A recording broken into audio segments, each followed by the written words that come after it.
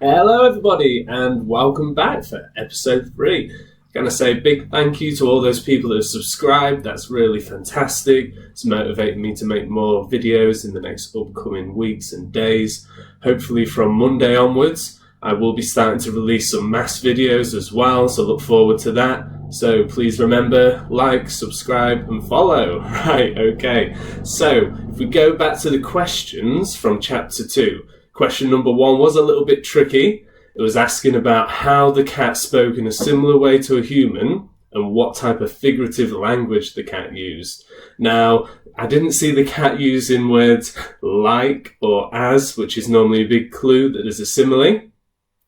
There isn't really a lot of metaphorical language, and the figurative language was alliteration, and people don't always think of alliteration being figurative. Normally we talk about similes and metaphors as being the key figurative language, but it is, and I'll show the example just here.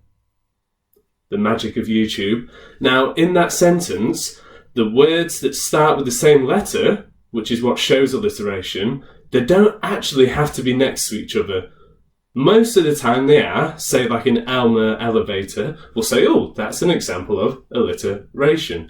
However, if in a sentence I kept using the same sort of letter at the beginning of words over and over, I went to bed and laid there and read a book. It was brilliant. You can hear that B sound over and over, and that also has another technical word and name, but I might go into that a bit later.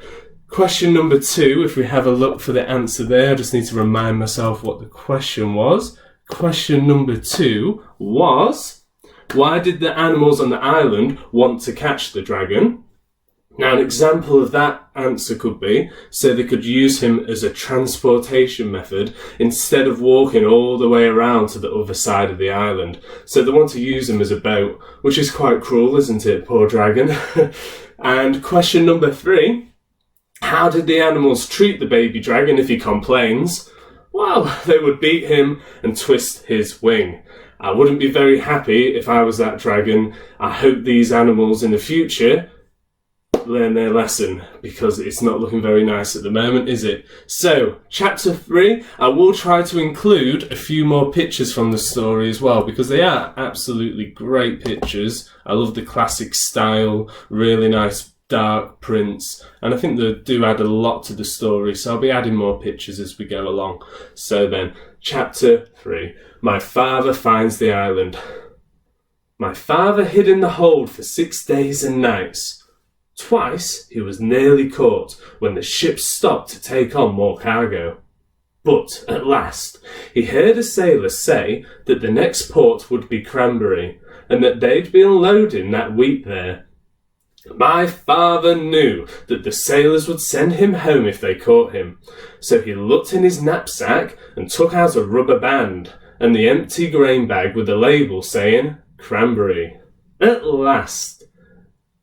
the last moment, my father got inside the bag, knapsack and all, folded the top of the bag inside and put the rubber band around the top.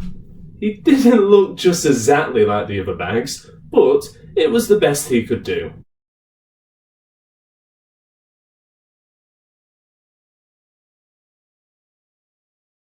Soon the sailors came to unload. They lowered a big net into the hold and began moving the bags of wheat. Suddenly, one sailor yelled, "Great Scott! This is the strangest bag of wheat I've ever seen. It's all lumpy, but the label says it goes to Cranberry." The other sailors looked at the bag too, and my father, who was in the bag, of course, tried even harder to look like a bag of wheat. Then another sailor felt the bag, and he just happened to get hold of my father's elbow. "I know what this is," he said. "This is a bag of dried corn on the cob." And he dumped my father into the big net along with the bags of wheat. This all happened in the late afternoon, so late that the merchant in Cranberry, who had ordered the wheat, didn't count his bags until the next morning. He was a very punctual man and never late for dinner. The sailors told the captain, and the captain wrote down on a piece of paper that they had delivered 160 bags of wheat and 1 bag of dried corn on the cob. They left the piece of paper for the merchant and sailed away that evening. My father heard later that the merchant spent the whole next day counting and recounting the bags and feeling each one, trying to find the bag of dried corn on the cob. He never found it because as soon as it was dark, my father climbed out of the bag, folded it up and put it back in his knapsack. He walked along the shore to a nice sandy place and lay down to sleep.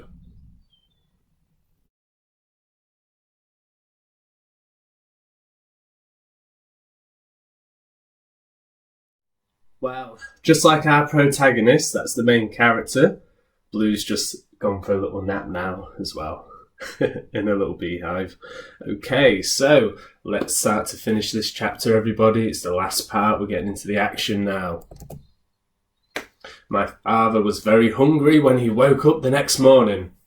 Just as he was looking to see if he had anything left to eat, something hit him hard on the head. It was a tangerine.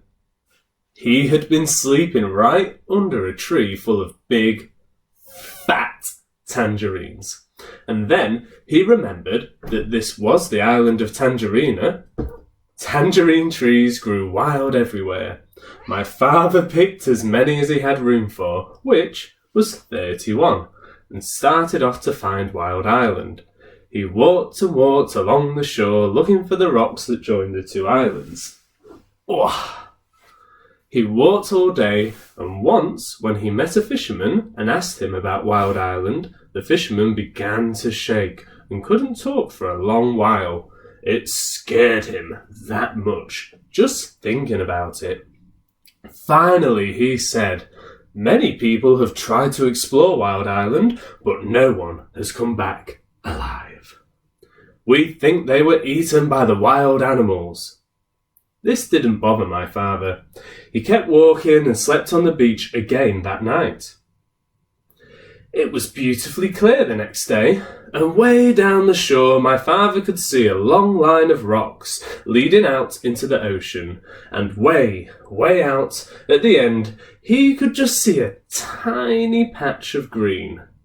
He quickly ate 7 tangerines and started down the beach.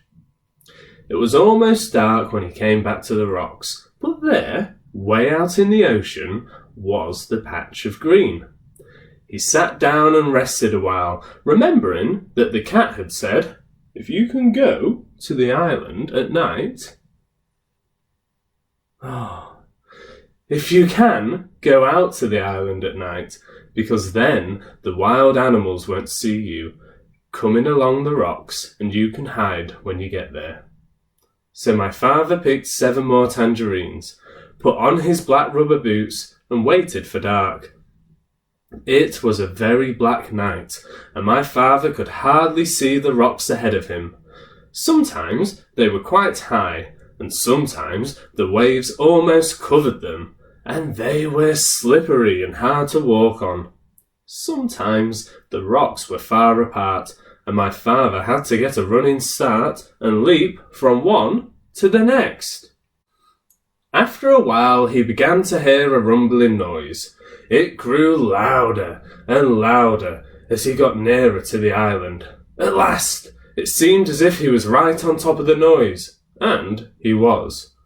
He had jumped from a rock onto the back of a small whale. He was fast asleep and cuddled up between 2 rocks. The whale was snoring and making more noise than a steam shovel, so it never heard my father say, "Oh, I didn't know that was you." And it never knew my father had jumped on its back by mistake.